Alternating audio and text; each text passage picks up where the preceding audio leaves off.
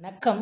இன்றைய வாரத்தின் 2ஆம் வகுப்பு இயல் 6 உரைநடை உலகம் பாடநூல் பக்க எண் 59.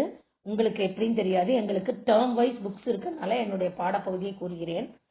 கொங்கு நாட்டு வணிகம். கொங்கு நாடுனா என்னது? நம்மளுடைய கோயமுத்தூர் சேர நாடுதான் கொங்கு நாடு. திரைக்கடல் ஓடியும் திரவியம் தேடு என்பது பழமொழி. அதற்கு பழந்தமிழர்களே சான்றுகளாக விளங்கினர். காலத்தால் முற்பட்டவர்களான பழந்தமிழர் சோம்பி திரிந்தவர் அல்ல. உழைத்து உயர்ந்து வாழ்க்கையில் இன்பம் காணுவதிலேயே கண்ணும் கருத்துவாய் விளங்கினர் என்பர். அவர்கள் மலைகளுடனும் காடுகளுடனும் கடலுடனும் கலந்து உறவாடினர். பழந்தமிழர்கள் ஆண்ட கொங்கு நாட்டின் அன்றைய வாணிகம் இன்றைய வணிகம் குறித்து அறிவோம். அன்றைய வாணிகம் என்ன, இப்பொழுது என்ன அப்படிங்கறத அறிவோம். திரைக்கடல் ஓடியும் தேடி சம்பாதிக்கிற வயசுல நம்ம திரைக்கடல் ஓடியும் திரவியம் தேடு என்பது பழமொழி. காலத்தால் முற்பட்டமாக இருந்த பழந்தமிழர்கள் என்ன பண்ணாங்க? தன்னுடைய வாழ்க்கையில் உயர்ந்து இன்பம் காணுவதையே நோக்கமாக கொண்டனர். அதனால அவங்க என்ன பண்ணாங்க? மலை பகுதியில் இருக்கிறவங்க மலையை தேடி அங்க இருக்கிற ஏதாவது ஒரு வேலை செஞ்சு அதுல பொருள் சம்பாதிச்சாங்க. கடல்ல இருக்கிறவங்க கடல், காடு இருக்கிறவங்க காடு, இது போல கஷ்டப்பட்டு அவர்கள் பொருளை தேடி முற்பட்டனர். அப்படி கொங்கு நாட்டின் அன்றைய வணிகம், அப்ப என்ன பிசினஸ், இப்ப என்ன பிசினஸ், அதை பார்க்கலாம். தொல்காப்பியமும் சங்க இலக்கியங்களும் தமிழகத்தை சேர சோழ பாண்டியர்களுக்கு உரியதாக கூறின. வன்புகள் மூவர் தன்பொழில் வரைப்பு என்று தொல்காப்பியம். சேர சோழ பாண்டியர்கள் ஆண்டாங்க. இது தவிர பல்லவர்களும் ஆண்டாங்க. அது காஞ்சிபுரம் மகாபலிபுரம்லாம் அது பல்லவ சாம்ராஜ்யம். மூவேந்தரின் காலத்தை வரையறுத்து கூற முடியவில்லை. வால்மீகி ராமாயணம், மகாபாரதம், அர்த்தசாஸ்திரம், அசோகர் கல்வெட்டு ஆகியவற்றில் மூவேந்தர்கள் குறித்த செய்திகள் இடம்பெற்றுள்ளன. அப்போ இத வரையறுத்து கூறுறது என்னது? வால்மீகியோடைய ராமாயணம், மகாபாரதம், அர்த்தசாஸ்திரம் யார் எழுதியது? சாணக்கியர் எழுதியது. அசோகர் கல்வெட்டு இதெல்லாம் கொஞ்சம் சேர சோழ பாண்டியரை பத்தி கூறுது. இவ்வாறு 18 காலத்திற்கு முற்பட்டவர்கள், அதாவது 12 காலத்திற்கு இவர்கள்லாம் மிக மிக மிக பழமையாக இந்த நாட்டை ஆண்டவர்கள் சேரர். முடியுடைய மூவேந்தர்களில் சேரர்களே ரொம்ப பழமையானவர்கள். சோழ பாண்டியர்கள்ல சேரர்கள் தான் இதற்கு சான்றா. அதனால்தான் சேரரை முதல்ல சொல்லி சேர சோழ பாண்டியர்னு சொல்றப்பவே சேரர் தான் முதன்மை பெற்றாங்க. அதனால இவர்கள் பழங்காலத்தில் இருந்தவர்கள் என்று கருதப்படுகிறது. மேலும் தொல்காப்பியமும் போந்தை வேம்பே ஆரண வரும் மாபெரும் தனையர் மலைத்த பூ என சேரரை முன்வைக்கிறது. போந்தை வேம்பே ஆரண வருவும் மாபெரும் தானையர் மலைந்த பூவும் என பக்கத்துல பாருங்க. சேரருடைய அந்த கொடி, வில், அம்பு, அதை வச்சு ஒரு சேரர் நிக்கிறாப்ல காமிச்சிருக்காங்க. சேரர்களின் நாடு கொடநாடு. இவர்கள் தலைநகராக வஞ்சி விளங்கியது. இந்நகர் மேற்கு மலைத்தொடர் வெஸ்டர்ன் காட்ஸ் அரபிக்கடலில் கலக்கும் பேரியாற்றங்கரையில் இருந்தது. இதனை கருவூர் என்று அழைப்பர். தொண்டி, முசிறி, காந்தளூர் என்பன சேர நாட்டின் துறைமுக பட்டினங்களாக விளங்கின. சேரர்களின் கொடி விற்கொடி. பனம்பூ, பனம்பூனா பாம் ஓட பிளார், இதுதான் அவர்களுடைய உரிய பூ. சேரர்களின் நாடு கொடநாடு. இவர்கள் தலைநகராக எதை வச்சிருந்தாங்க? வஞ்சி. சோழர்கள் தலைநகராக முதல்ல காவிரிப்பட்டினம் இருந்தது, அடுத்தது உறையூர் இருந்தது, அப்புறம் தஞ்சை இருந்தது, அப்புறம் பாண்டியர்கள் மதுரை தான்.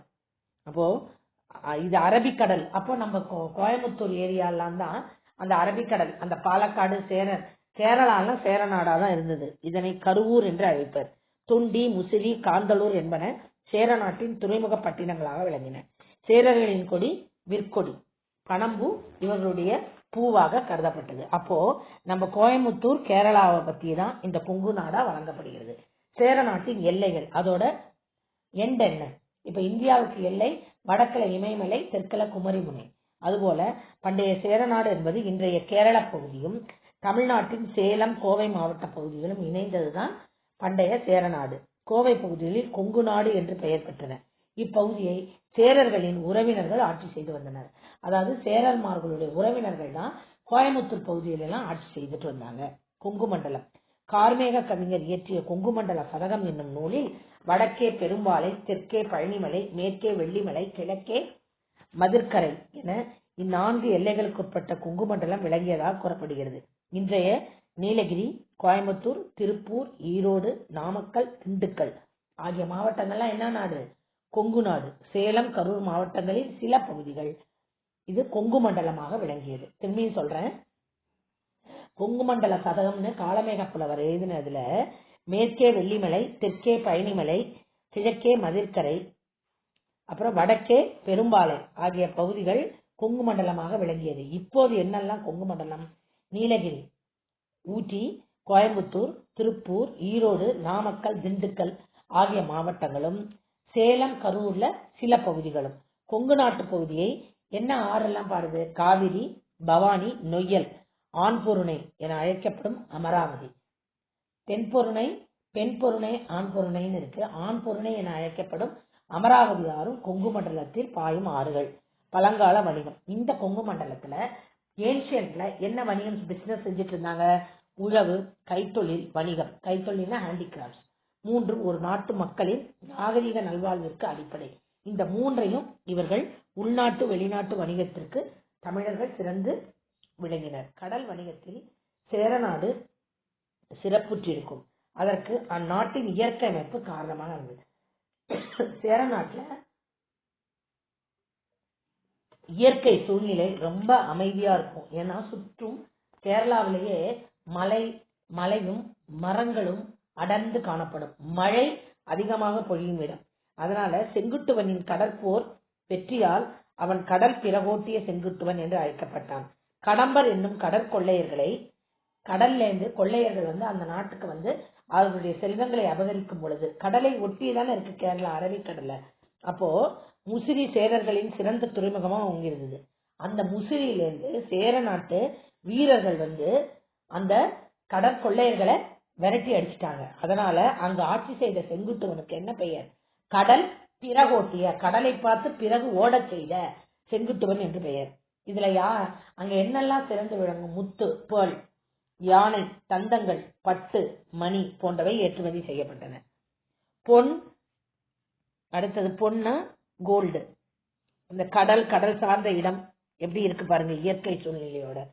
மென்மையில் புடவைகள், சித்திர வேலைப்பாடு, புடவைகள்லயே அழகான ஓவியங்கள் வரைந்த ஆடைகள், பவளம், ரெட் பேர்ல், செம்பு, காப்பர், கோதுமை, வீட் ஆகியன இறக்குமதி. இதெல்லாம் இறக்குமதி செய்தாங்க.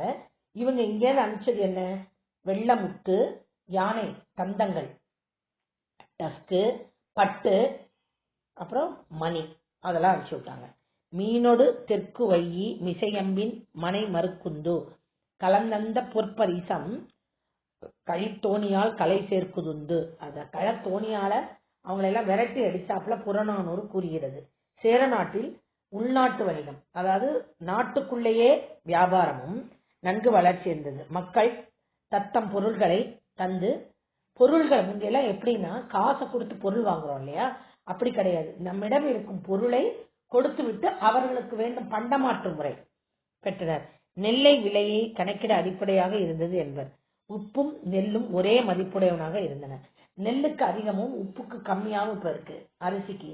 ஆனா அந்த காலத்துல நெல்லும் உப்பும் ஒரே விலையாக அமைந்தன. நெல்லும் உப்பும் நேரே உரிநீர் கொள்ளி ரோவென சேரிதொரும் நுவலும் அப்படின்னு அகநானூறு பாடல் உரைக்கிறது. கொங்கு மண்டல பகுதிகளில் இன்றைய வணிகம். இப்போ நீலகிரியில என்ன இருக்கு நம்மளுக்கே தெரியும். டீ, பிஸ்கெட்ஸ் அதெல்லாம் விற்கிறாங்க. கிழக்கு தொடர்ச்சி மலையும் மேற்கு தொடர்ச்சி மலையும், ஈஸ்டர்ன் காட்ஸும் வெஸ்டர்ன் காட்ஸும் சேர இடம் தான் உதகமண்டலம். Nilgiri, blue mountain. இம்மாவட்டம் முழுவதும் மலை பகுதியிலானது. இது ஃபுல்லும் மலையால ஆனது. காடுகள் நிறைந்தது. ஃபாரஸ்ட் நிறைந்த இம்மாவட்டத்தில் தோட்ட பயிர்களான தேயிலை, காப்பி, உருளைக்கிழங்கு, கேரட், இதெல்லாம் ஊட்டி கேரட், ஊட்டி உருளைக்கிழங்குலாம் நீங்க கேள்விப்பட்டிருப்பீங்க. முட்டைக்கோஸ் ஆகியவை பெருமளவில் பயிரிடப்படுகின்றன. முட்டைக்கோஸ்னா என்ன? கேபேஜ். தைல மரம், யூக்கலிப்டஸ் மரம் அதிகமா இருக்கும். ஊட்டிக்கு யார் போனாலும் வரிக்கீஸ் வாங்கிட்டு வருவாங்க, இல்லைன்னா கேரட் வாங்கிட்டு வருவாங்க, இல்லைன்னா டீ வாங்கிட்டு வருவாங்க, இல்லைன்னா யூக்கலிப்டஸ் ஆயில் வாங்கிட்டு வருவாங்க. நீலகிரி மாவட்டம் தேயிலை தொழிற்சாலைகள் நிறைந்தது. தேயிலைன்னா என்ன? காபி. தேயிலைன்னா டீயோட இலைகள் நிறைந்த இடம். புகைப்பட சுருள் தயாரிப்பு தொழிற்சாலை, அதாவது பிலிம் ரோல் பண்ற ஒரு ஃபேக்டரி ஊட்டில தான் இருக்கு. துப்பாக்கி வெடிமருந்து, கன்னுக்கு ஃபிட் பண்ற அந்த பவுடர் அங்க இருக்கிற தொழிற்சாலை இருக்கு. தைல மரம், யூக்கலிப்டஸ் மரம் இருக்கு. எண்ணெய் தொழிற்சாலை. இது அந்த மரத்துல இருந்து எண்ணெய் தயாரிக்கும் தொழிற்சாலையும் எங்க இருக்கு? ஊட்டி, அதாவது நீலகிரியில இருக்கு. கிழக்கு தொடர்ச்சி மலையும் மேற்கு தொடர்ச்சி மலையும் சேர்ந்து இணைவதுதான் நீலகிரி. அந்த நீலகிரியில என்னெல்லாம் சிறந்தது? ஃபர்ஸ்ட் நீலகிரியில நீலகிரி தைலம், யூகலிப்டஸ் ஆயில், அப்புறம் கேரட், கேபேஜ், முட்டைக்கோசு, உருளைக்கிழங்கு, அப்புறம் தேயிலை, காபி. இதெல்லாம் அங்க என்னெல்லாம் தொழிற்சாலை இருக்கு? துப்பாக்கி வெடிமருந்து சொல்ற தொழிற்சாலை ஒன்று இருக்கு. ரெண்டாவது இந்த தைலம் தயாரிக்கிறது, யூகலிப்டஸ் தைலம் தயாரிக்கிறது ஒன்று இருக்கு. அப்புறமா புகைப்பட சுருள், அதாவது பிலிம்க்கு சுருள் தயாரிக்கிற ஃபேக்டரி ஒன்று இருக்கு. கோயம்புத்தூர், கோவன் புத்தூர் என்னும் பெயரே கோயம்புத்தூர் என்று மருவி வழங்கப்பட்டது. இம்மாவட்டத்தில் நெல், வாழை, கரும்பு, காய்கறிகள், பூக்கள் போன்றவை பெருமளவில் பயிரிடப்படுகின்றன. பஞ்சாலைகள், நூற்பாலைகள், மின்சார பொருட்கள், மின்சாரப்பட்ட எலக்ட்ரிக்கல் சாமான்கள், எந்திரங்கள், மெஷின்ஸ், கிரைண்டர்லாம் இங்கதான். வீட்டு உபயோகப் பொருட்கள் தயாரிக்கும் தொழிற்சாலைகள் அனைத்தும் நிறைந்தது நம் கோவை நகரம், கோயம்புத்தூர். அதுல வீவிங்ஸ் எல்லாம் போட்டிருக்காங்க பாரு. அந்த ஆலை இருக்கனால அந்த பஞ்சு சுத்துறாப்புலையும் மேல தேயிலை தோட்டம் இருக்கிறாப்புல நீலகிரியும் போட்டிருக்காங்க. புத்தகத்தை பார்த்து தெரிஞ்சுக்கோங்க. அடுத்தது பாடநூல் பக்க எண் 62.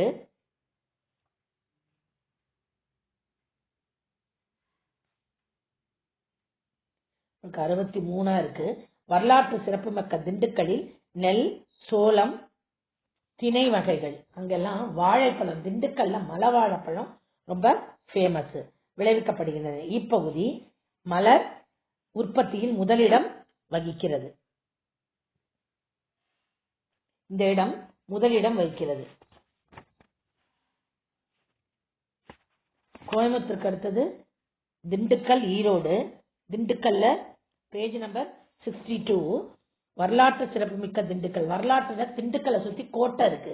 அங்க அரசர்கள்லாம் முகாமிட்டிருக்காங்க நிறைய தடவை போறப்போ. அதனால அது வரலாற்று சிறப்புமிக்க இடம். நெல், சோளம், திணை வகைகள், வாழைப்பழம், காய்கறிகள் போன்றவை விளைவிக்கப்படுகின்றன. தமிழ்நாட்டின் ஹாலந்து பூக்கு, கனகாம்பர பூ, அதெல்லாம் ரொம்ப நிறைய விளையிறது என்ன? திண்டுக்கல். ஹாலண்ட்னா என்ன? அங்கதான் ஃபிளார், வேர்ல்டோட ஃபிளாரோட கார்டனே அங்கதான் இருக்கு. அரிசி, தோல், திண்டுக்கல் பூட்டு ரொம்ப ஃபேமஸ், நல்ல கெட்டியா இருக்கும். இங்குள்ள சின்னாளம்பட்டி ஜுங்குடி சேலைகள் பிரசித்தி பெற்றவை, புகழ் பெற்றவை. அடுத்தது ஈரோடு. ஈரோடுனால எமக்காலம் சொல்லலாம்.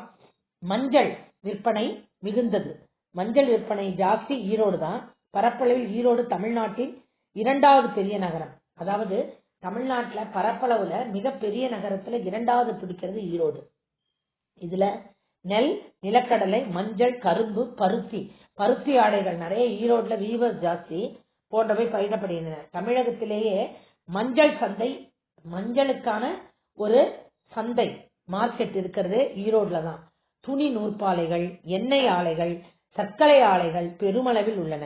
நூல் நூற்பு துணிகளுக்கு சாயமேற்றுதல், அச்சிடுதல், தோல் பதனிடுதல் முதலான தொழில்களும் இம்மாவட்டத்தில் நடைபெறுகின்றன. அதாவது அந்த கொங்கு மண்டலம் எவ்வளவு ஊரா பிரிஞ்சிருக்கு, அந்த ஒவ்வொரு ஊர்லயும் என்னென்ன பிரசித்தி பெற்றது, அன்றைய காலத்துல எப்படி இருந்தது, இன்றைய காலத்துல எப்படி இருக்கிறது தான் இது.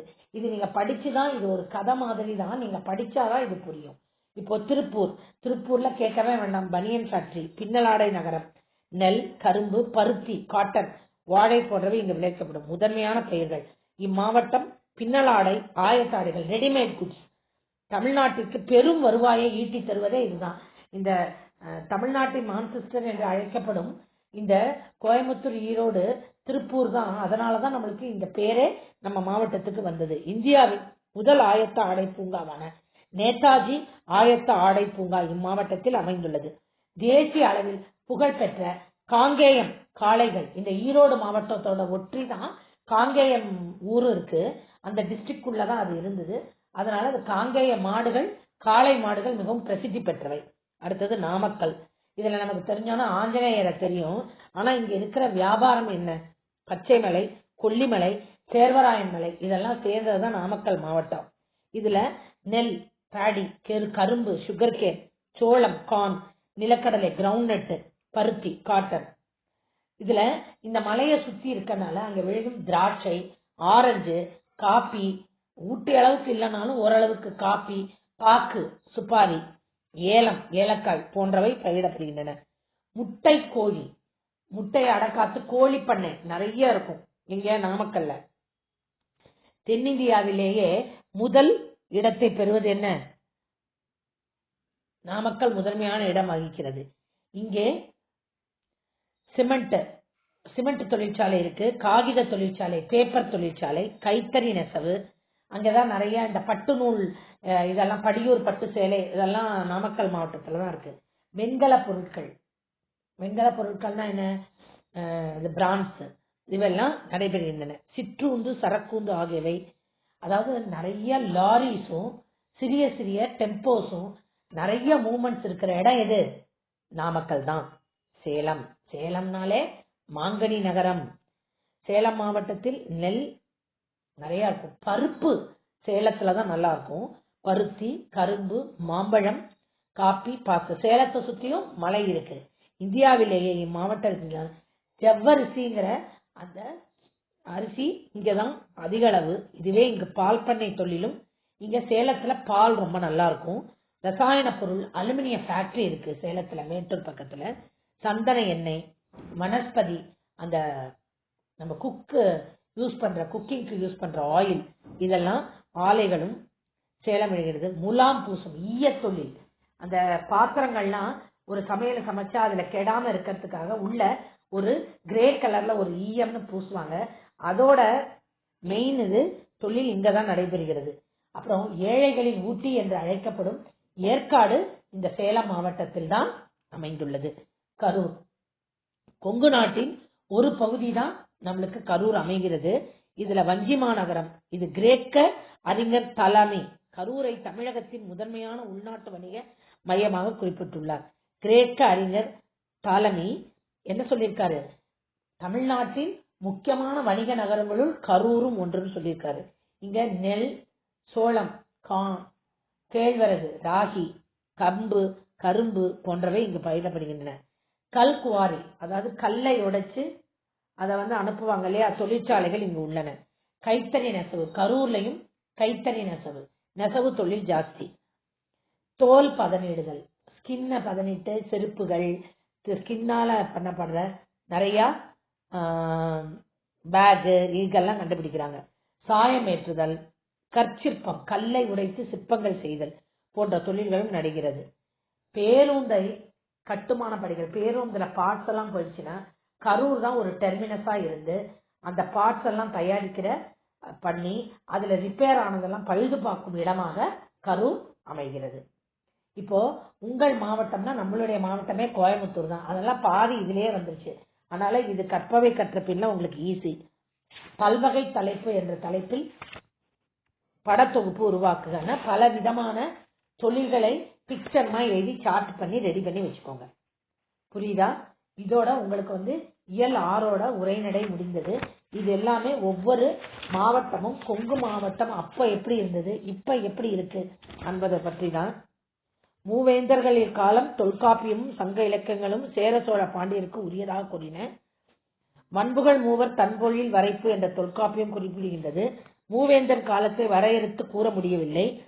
அதை பற்றி கூறுவது வால்மீகி ராமாயணம், மகாபாரதம், அர்த்தசாஸ்திரம், அசோகர் கல்வெட்டு ஆகியவற்றில் மூவேந்தர்களின் குறிப்பை பற்றி உள்ளன.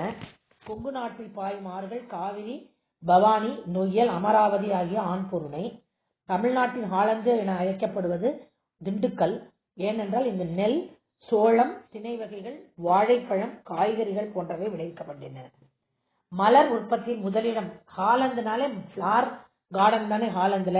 கொங்கு மண்டல சதகம் எல்லைகள் கார்மேக சபைகளால் இயக்கப்பட்டது. வடக்கே பெரும்பாலை, தெற்கே பழனிமலை, மேற்கே வெள்ளிமலை, கிழக்கே மதிர்கரை. இன்றைய நீலகிரி, கோயம்புத்தூர், திருப்பூர், ஈரோடு, நாமக்கல், திண்டுக்கல் ஆகிய மாவட்டங்களும் சேலம், கரூர் மாவட்டங்களில் சில பகுதிகளும் கொங்கு மண்டலமாக கருதப்படுகிறது. கொங்கு நாட்டின் ஒரு பகுதியாக கரூர் மாவட்டம். இது வஞ்சி மாநகரம். கிரேக்க அறிஞர் தலாமி கரூரை தமிழகத்தில் முதன்மையான உள்நாட்டு வணிக தளம் என்று குறிப்பிடுகிறார். நெல், சோளம், கேழ்வரகு, கம்பு, கரும்பு போன்றவை இங்கு பயிரிடப்படுகின்றன. கல்வாரி தொழிற்சாலைகள் இங்கு உள்ளன. கைத்தறி நெசவு ஆடைகள் பெயர் பெற்ற மாவட்டம். தோல் பதனிடுதல், சாயம் ஏற்றுதல், கற்சிற்ப வேலைகள் தொழில்கள் நடைபெற்றன. பேருந்து கட்டுமான தொழில் சிகரமாக கரூர் விளங்குகிறது. கொங்கு நாட்டின் உள்நாட்டு வெளிநாட்டு வணிகம், உழவு கைத்தொழில், வணிகம் என்னும் மூன்றும் ஒரு நாட்டு மக்களின் நாகரிக நல்வாழ்வுக்கு அடிப்படையாகும். வெளிநாட்டு வணிகம் கடல் வணிகத்தால் சேர நாடு சிறப்புற்றிருந்ததால் சேரர்கள் வலிமை மிகுந்த கப்பல் படையை வைத்திருந்தனர். முசிறி சேரர்களில் சிறந்த துறைமுகங்களுள் ஒன்றாக விளங்குகிறது. இங்கிருந்துதான் மற்ற நாடுகளுக்கு மிளகு, முத்து, யானை தந்தங்கள், பட்டு, மணி போன்றவை ஏற்றுமதி செய்யப்பட்டன. பொன், மென்மை மிக்க புடவைகள், சித்திரை வேலைப்பாடு அமைந்த ஆடைகள், பவளம், செம்பு, கோதுமை ஆகியவை இறக்குமதி செய்யப்பட்டன. உள்நாட்டு வணிகம் சேர நாட்டில் உள்நாட்டு வணிகம் நன்கு வளர்ச்சியுற்றது. மக்கள் தத்தம் பொருள்களை தந்து தமக்கு தேவையான பொருள்களை அவர்கள் பெற்றனர். நெல்லை விலையை கணக்கிட அடிப்படையாக இருந்தது. உப்பும் நெல்லும் ஒரே மதிப்புடையதாக இருந்தது. கொங்கு மண்டல பகுதிகளை இன்றைய வணிகம் நீலகிரி, கோயமுத்தூர், திண்டுக்கல், ஈரோடு, திருப்பூர், நாமக்கல், சேலம், கரூர் ஆகிய மாவட்டங்களில் பல்வேறு தொழில்களும் வணிகமும் சிறப்பாக நடைபெறுகின்றன. நாட்டு மக்கள் நாகரீக நல்வாழ்விற்கு ஏவையெல்லாம் உதவும் என்று நீங்கள் கருதுகிறீர்கள்? பாடநூல் பக்க எண் 64 சிந்தனை வினா. வேளாண்மை முன்னேற்றம், தொழில் வளர்ச்சி, சமூக ஒற்றுமை, அறிவியல் வளர்ச்சி, தொலைத்தொடர்பு, தொலைவில் இருப்பவர்களுடன் தொடர்பு, பண்பாட்டு கூறுகளை பாதுகாத்தல், போக்குவரத்து வசதிகள், கல்வி முன்னேற்றமே நாட்டு மக்களின் நாகரிக வளர்ச்சிக்கு ஏற்பவையாக இருக்கும். நீங்கள் ஏதாவது ஒரு மாவட்டத்தை எடுத்து அந்த மாவட்டத்தை பற்றிய செய்திகளை திரட்டி எழுத. கோயமுத்தூரை தவிர வேற எதையும் எடுத்துக்கலாம். இப்போ நான் உங்களுக்கு டிஸ்கஸ் பண்ணது ஃபுல்லுமே குருவினா சிறுவினா, அதை உங்க குழுவிற்கு நான் அனுப்புறேன். இப்போ மதிப்பு இடை பார்க்கலாம். பாடநூல் பக்க எண் 64 பண்புகள் மூவர் தன்பொழில் வரைப்பு என்று குறிப்பிடும் நூல் தொல்காப்பியம். சேரர்களின் தலைநகரம் வஞ்சி. இரண்டாவது விடை. பழங்காலத்தில் விலையை கணக்கிட அடிப்படையாக அமைந்தது நெல். ஆண்புருணை என்று அழைக்கப்படுவது அமராவதி. வீட்டு உபயோகப் பொருட்கள் தயாரிக்கும் தொழிற்சாலைகள் நிறைந்த மாவட்டம் கோயம்புத்தூர். மாங்கனி நகரம் என்று அழைக்கப்படும் நகரம் சேலம். ஜுங்குடி சேலைகளுக்கு புகழ்பெற்ற ஊர் சின்னாளப்பட்டி. சேரர்களின் நாடு குடகு நாடு எனப்பட்டது. பின்னலாடை நகரமாக விளங்குவது திருப்பூர். மீண்டும் உரைக்கிறேன். பண்புகள் மூலம் தன்பொழில் வனப்பு என்று குறிப்பிடும் நூல் தொல்காப்பியம். சேரர்களின் தலைநகரம் வஞ்சி. பழங்காலத்தில் விலையை கணக்கிட அடிப்படையாக அமைந்தது நெல். ஆண்பொருணை என்று அழைக்கப்படும் நதி அமராவதி ஆறு. வீட்டு உபயோகப் பொருட்கள் தயாரிக்கும் தொழிற்சாலைகள் நிறைந்த மாவட்டம் கோயம்புத்தூர். மாங்கனி நகரம் என்று அழைக்கப்படும் நகரம் சேலம். ஜுங்குடி சேலைகளுக்கு புகழ்பெற்ற ஊர் சின்னாளம்பட்டி. சேரர்களின் நாடு குடகு. பின்னலாடை நகரமாக விளங்குவது திருப்பூர். இப்போ மூவேந்தருக்குரிய காலம் எல்லாத்தையுமே நான் சொல்லிட்டேன். உங்கள் மாவட்டம் பற்றிய சிறப்பு இதுல ஒரு சின்ன எக்ஸ்ட்ரா ஃபில்லப்ஸ் மாதிரி ரீட் அவுட் பண்ணிட்டு இந்த வகுப்பை முடித்துக் கொள்கிறேன். மூவேந்தர்களின் பழமையானவர்கள் சேரர்கள். சேரர்களின் நாடு குடநாடு. சேரர்களின் தலைநகரம் வஞ்சி. வஞ்சி நகர் மேற்கு மலைத்தொடரில் தோன்றி அரபிக்கடலில் கலக்கும் பெரியாற்றங்கரை வரை இருந்தது. பேரியாறு அரபிக்கடல். வஞ்சி நகரை கருவூர் என்று அழைப்பர். சேரர்களின் கொடி விற்கொடி. சேரர்களின் பூ பனம்பூ. சேலம் கோவை பகுதிகள் கொங்கு நாடு என பெயர் பெற்றன. சேரர்கள் உறவினர்கள் ஆட்சி செய்த பகுதி கொங்கு நாடு. கொங்கு மண்டல சதகம் இயற்றியவர் காளமேக கவிஞர். சேர மன்னர்களால் அடக்கப்பட்ட கடற்கொள்ளையர்கள் கடம்பர். செங்குட்டவனின் கடற்போர் வெற்றியால் அவன் என்றவன் அழைக்கப்பட்டான். கடல் பிறகோட்டிய செங்குட்டுவன் என அழைக்கப்பட்டான். சேரர்களின் துறைமுகம் முசிறி. விலையை கணக்கிட அடிப்படையாக இருந்தது நெல். நீலகிரி மாவட்டம் எந்த தொழிற்சாலையில் சிறந்தது? தேயிலை. தமிழ்நாட்டில் ஹாலந்து என்று சிறப்பிக்கப்படும் ஊர் திண்டுக்கல். அரிசி, தோல், பூட்டு தொழிற்சாலைகள் நிறைந்த மாவட்டம் திண்டுக்கல். திண்டுக்கல்லில் புகப்பட்ட சேலையின் பெயர் சின்னாளம்பட்டி சுங்குடி சேலைகள். பரப்பளவில் தமிழ்நாட்டில் இரண்டாவது பெரிய நகரம் ஈரோடு. தமிழகத்திலேயே ஈரோட்டில் தான் எந்த சந்தை நடைபெற்றது? மஞ்சள் சந்தை. இந்தியாவின் முதல் ஆயத்த ஆடை பூங்கா நேதாஜி ஆயத்த ஆடை பூங்கா அமைந்துள்ள மாவட்டம் திருப்பூர். தேசிய அளவில் புகழ்பெற்ற காளைகள் காங்கேய காளைகள். அது ஈரோடு மாவட்டத்தை ஒட்டியுள்ளது. நாமக்கல் எதில் முதலிடம் வகிக்கிறது? முட்டை கோழி வளர்ப்பிலும் முட்டை உற்பத்தியிலும் முதலிடம் வகிக்கிறது. தமிழ்நாட்டில் கைத்தறி நெசவு அதிகமாக உள்ள மாவட்டம் சேலம். ஏழைகளின் ஊட்டி என்று அழைக்கப்படுவது ஏற்காடு. இது சேலம் மாவட்டத்திற்குள் உள்ளது. கரூரை தமிழகத்தின் முதன்மையான உள்நாட்டு வணிக மையமாக குறிப்பிட்டவர் கிரேக்க அறிஞர் தாலமி. பேருந்து கட்டுமான தொழில் சிகரமாக விளங்குவது கரூர். மூவேந்தர் பற்றிய தொன்மையான சான்றுகள் என்னென்ன? தமிழகத்தை சேர சோழ பாண்டியர்களுக்கு உரியதாக தொல்காப்பியமும் சங்க இலக்கியமும் கூறியது. வன்புகழ் மூவர் தன்பொழில் வரைப்பு என்று தொல்காப்பியம் கூறுகிறது. வால்மீகி ராமாயணம், மகாபாரதம், அர்த்தசாஸ்திரம், அசோகர் கல்வெட்டு இவர்கள் பற்றிய தொன்மையான சான்றுகளை கூறுகின்றன. சேரர்கள் பற்றியும் சேரநாடு பற்றியும் மூவேந்தர்கள் சேரர்களை பழமையானவர்கள். சேர சோழ பாண்டியர் என்னும் தொடர் இதுக்கு சான்று. தொல்காப்பியமும் போந்தை வேம்பே ஆரண வருவும் மாபெரும் தானையர் மலைத்த பூவும் என சேரரை முன்வைக்கிறது. சேரரின் நாடு குடநாடு, தலைநகர் வஞ்சி. இந்நகர் மேற்கு மலைத்தொடரில் தோன்றி அரபிக்கடலில் கலக்கும் பேரியாற்றங்கரையில் இருந்தது. இதனை கருவூர் என்று அழைப்பர். துறைமுகப்பட்டினங்கள் தொண்டி, முசிறி, காந்தளூர். கொடி, விற்கொடி, பூ, பனம்பூ. சேரநாட்டின் எல்லைகள் கேரள பகுதியும் தமிழ்நாட்டிலும் சேலம், கோவை மாவட்ட பகுதிகளும் இணைந்த பகுதி. சேலம், கோவை பகுதிகளில் கொங்கு நாடு என்று ஏற்பட்டன. இப்பகுதியை சேரர்களின் உறவினர்கள் ஆட்சி செய்தனர். நீலகிரியை பற்றிய விவரம். கிழக்கு தொடர்ச்சி மலையும் மேற்கு தொடர்ச்சி மலையும் சந்திக்கிடம் நீலகிரி. இம்மாவட்டம் முழுவதும் மலைப்பகுதியானது. தோட்டப்பயிர்கள் காபி, தேயிலை, உருளைக்கிழங்கு, கேரட், முட்டைக்கோஸ், தைல மரம். தொழிற்சாலை புகைப்பட சுருள் தயாரிப்பு தொழிற்சாலை, துப்பாக்கி வெடிமருந்து தொழிற்சாலை, தைல மரம் எண்ணெய் தொழிற்சாலை. கோயம்புத்தூர் மாவட்டம் பற்றிய செய்திகள். கோவன்புத்தூர் என்னும் பெயரே கோயம்புத்தூர் என்று மருவி வழங்கப்பட்டு வருகிறது. பயிர்கள் நெல், வாழை, கரும்பு, காய்கறிகள், பூக்கள். தொழிற்சாலைகள் பஞ்சாலைகள், நூற்பாலைகள், மின்சார பொருட்கள், எந்திரங்கள், வீட்டு உபயோக பொருட்கள் தயாரிக்கும் தொழிற்சாலைகள் உள்ளன. ஈரோடு மாவட்டம். பரப்பளவில் ஈரோடு தமிழ்நாட்டின் 2வது பெரிய நகரம். பயிர்கள் நெல், நிலக்கடலை, மஞ்சள், கரும்பு, பருத்தி, எள். தமிழகத்திலேயே மஞ்சள் சந்தை ஈரோட்டில் தான் உள்ளது. ஆலைகள் துணி நூற்பாலை, எண்ணெய் ஆலைகள், சர்க்கரை ஆலைகள். தொழில்கள் நூல் நூற்பு, துணிகளுக்கு சாயம் ஏற்றுதல், அச்சிடுதல், தோல் பதனிடுதல். திருப்பூர் மாவட்டம் பற்றிய செய்திகள். மிகச்சிறந்த பின்னலாடை நகரம். பயிர்கள் நெல், கரும்பு, பருத்தி, வாழை. இம்மாவட்டம் பின்னலாடை ஆடைகள், ஆயத்த ஆடைகள் மூலம் தமிழ்நாட்டிற்கு பெரும் வருவாயை ஈட்டு தருகிறது. இந்தியாவின் முதல் ஆயத்த ஆடை பூங்காவான நேதாஜி ஆயத்த ஆடை பூங்கா இந்த திருப்பூர் மாவட்டத்தில் தான் அமைந்துள்ளது. தேசிய அளவில் புகழ்பெற்ற காங்கேயமும் திருப்பூர் மாவட்டத்தில் தான் பெருமை சேர்க்கின்றன. நாமக்கல் மாவட்டம். இங்குள்ள மலை பச்சைமலை, கொல்லிமலை, சேர்வராயன் மலை. பயிர்கள் நெல், கரும்பு, சோளம், நிலக்கடலை, பருத்தி. மலைப்பயிர்கள் திராட்சை, ஆரஞ்சு, காபி, பாக்கு, ஏலக்காய். முட்டை கோழி வளர்ப்பிலும் முட்டை உற்பத்தியிலும் தென்னிந்தியாவிலேயே நாமக்கல் முதன்மையான இடம் வகிக்கிறது. தொழில்கள் சிமெண்ட், காகித தொழிற்சாலை. தொழில் கைத்தறி நெசவு, வெண்கலப் பொருள் செய்தல்.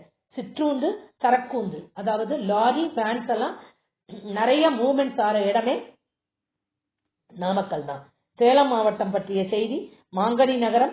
பயிர்கள் நெல், பருப்பு வகைகள், பருத்தி, கரும்பு, மாம்பழம், காபி, பாக்கு. இந்தியாவிலேயே இங்குதான் ஜவ்வரிசி அதிக அளவு உற்பத்தி செய்யப்படுகிறது. தொழில் பால் பண்ணை தொழில், முலாம் பூசுதல், பாலிஷ் பண்றது. ஆலைகள் ரசாயன பொருள், அலுமினியம், சந்தன எண்ணெய், வனஸ்பதி எண்ணெய் ஆகியவை தயாரிக்கும் ஆலைகள். ஏழைகளின் ஊட்டி என்று அழைக்கப்படும் ஏற்காடு இங்குதான் உள்ளது. தமிழ்நாட்டில் இம்மாவட்டத்தில் தான் கைத்தறி நெசவு அதிக அளவில் செய்யப்படுகிறது. இதெல்லாம் ஒரு ஃபுல் கோத்ரூ உங்களுக்கு ரீட் அவுட் பண்ணிட்டேன். நான் சொன்ன வீடியோவை திரும்பி கேட்டு நீங்க பழக்கப்படுத்திக்கோங்க. இப்போ உங்களுக்கு மனப்பாட செய்யுள்ங்கிறது இந்த இயல் 3ல இல்லவே இல்லை, அதாவது இயல் 6ல இல்லை. அதனால பழைய மனப்பாட பகுதியெல்லாம் படிச்சுக்கோங்க. ஒரு தடவை திருக்குறள் மனன செய்யுள கூறிவிட்டு இந்த வகுப்பை முடிக்கிறேன். இதனால் இவன் முடிக்கும் என்றாய்ந்து அதனை அவன் கண் விடல். கேட்டார் பிணிக்கும் தகையவாய் கேளாரும் வேட்ப மொழிவதாம் சொல்லுக சொல்லை பிரிதோர் சொல் அச்சொல்லை வெல்லும் சொல் இன்மை அறிந்து என்று கூறி இந்த வகுப்பை முடித்துக் கொள்கிறேன். இனிமேல் உங்களுக்கு துணைப்பாடம் மட்டும்தான் இருக்கு. அது விரிவானம் காலம் உடன் வரும். அதை நடத்தினா உங்களுடைய போர்ஷன் முடிஞ்சது. உங்களுக்கு இந்த பயிற்சிகளுடைய விடைகளையும் இதனுடைய விடைகளையும் உங்கள் குழுவிற்கு அனுப்புகிறேன். நன்றி, வணக்கம்.